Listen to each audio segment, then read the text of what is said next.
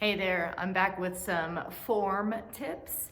So I'm gonna go over upper body form, because a lot of times in sculpt class or circuit class, you might miss some of the cues that I give or your instructors give. So I'm just gonna go over a few so you guys can really refine your form at home and then hopefully once again in class.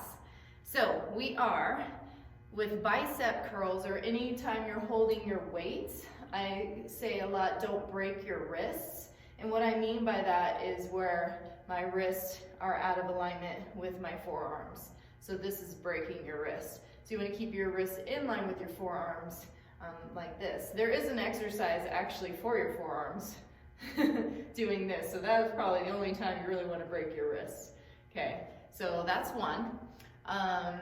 For tricep overhead extension, I'll take both dumbbells. You can do this with just one, but I always say drop your shoulders down, because anytime arms go overhead, you tend to take your shoulders with you, and you want to make sure that you drop those shoulders down your back, and then elbows often I see are splayed out to the sides, and you actually want those elbows perpendicular with each other and straight vertical, okay? So with the tricep extension, you want to isolate bending your elbow and extending, so it's not a lever, okay? A lever would be, so lever action is like this, where the lever is at my shoulder, okay? So I'm extending and bending just from that elbow, okay?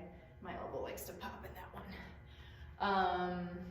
With tricep kickback, in a narrow squat, so my feet are hip width apart, and turn this side, I sit back in my heels, review the squats video I did before. So my weight's back in my heels and my abs are pulled in here, shoulders down your back. You really want to lean forward in those tricep extensions. So if I'm way up here, I'm not going to feel it as much, as opposed to really leaning forward and then getting your elbows up as high as you can, okay? And then that extension, again, is only from the elbow. We're not doing a lever. Okay, so I'm not swinging it. I always say use your muscles, not momentum.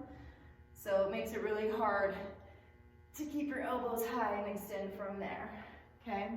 One more thing I catch wrong a lot is reverse fly. So in that narrow squat, again, sitting back in your heels, shoulders down your back, draw your navel to your spine.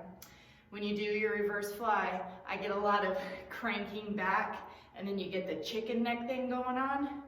You don't want that, okay? You want to keep your head in line with your spine. Lean forward again. The more forward, the more you're going to feel it. And then when I come out to the sides, I'm squeezing my shoulder blades, and I always say it's like you're flapping your wings like a bird. So you want to really extend your arms out as opposed to bending like this. That's more of a row action, so we're not doing rows, we're doing flies. So literally fly like a bird. My elbows are only slightly bent, okay, and I stop at my shoulder height. Boom. Okay? All right, those are your tips for today.